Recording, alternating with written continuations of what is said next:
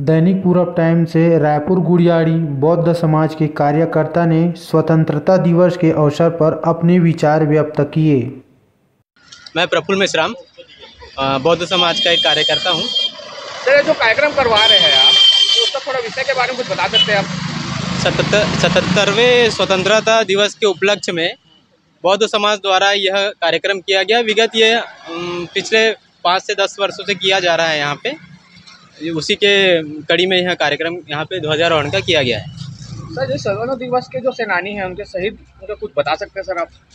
स्वतंत्रता सेनानियों में हम सबसे ज़्यादा अपने आदरणीय मार्गदर्शक डॉक्टर बाबा साहब आम्बेडकर को जानते हैं, जो कि देश में जो दोहरी गुलामी थी, उस गुलामी में जो सबसे बड़ी गुलामी थी अस्पृश्यों की, उस गुलामी की आज़ादी की लड़ाई जो डॉक्टर बाबा साहब आम्बेडकर ने लड़ी है, वह लड़ाई ज़्यादा सराहनीय और प्रबल रही है।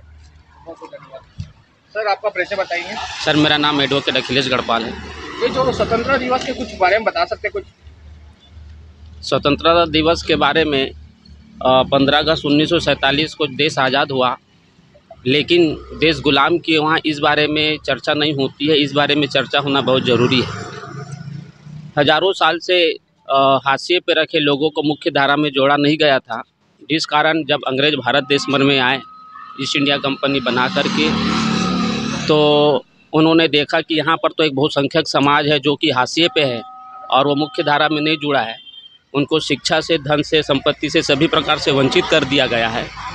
तो उनको इस देश के लोगों को गुलाम बनाने में, जो मुख्य धारा से जुड़े हुए लोग थे, उनको गुलाम बनाने में ज़्यादा मुश्किल नहीं हुई और उन्होंने आसानी से इस देश को गुलाम बना लिया। लेकिन जब से इस देश में आज़ादी का आंदोलन चला, हम एक आज़ादी का आंदोलन वो था कि जो सामाजिक, धार्मिक, सांस्कृतिक और आर्थिक गुलामी से मुक्ति के लिए था, और एक आज़ादी का आंदोलन अंग्रेज़ों की गुलामी के विरोध में देश की आज़ादी का आंदोलन था। ये हमारे महापुरुषों ने जो आंदोलन चलाया और उस आंदोलन का परिणाम ये हुआ कि देश जो है 15 अगस्त 1947 को आज़ाद हुआ। आज़ाद होने के पहले अंग्रेज़ों ने एक बात रखी थी कि जब तक इस देश में जो बहुसंख्यक लोग हैं उनको संवैधानिक सेफगार्ड नहीं मिलेगा, तब तक हम इस देश को आज़ाद नहीं करेंगे। बाबा साहब को इसलिए फिर मजबूर होकर देश के शासक वर्गों ने बाबा साहब को संविधान सभा में लेकर के इस देश में बहुसंख्यक लोगों को संवैधानिक सेफगार्ड देने का काम किया। इस कारण जो है देश फिर आज़ाद हुआ। ट्रांसफ़र ऑफ पावर में 3 लोगों के हस्ताक्षर हुए थे, पंडित जवाहरलाल नेहरू जी, लॉर्ड माउंटबेटन और उनसे।